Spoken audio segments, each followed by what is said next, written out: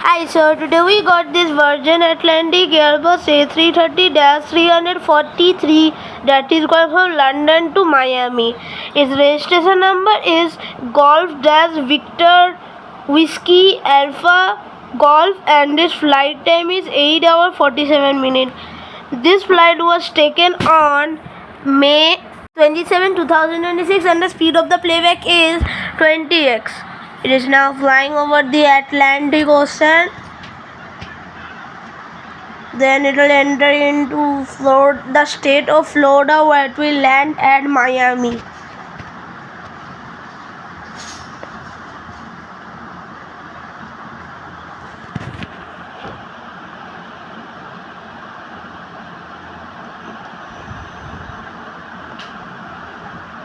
It has now landed at Miami International Airport.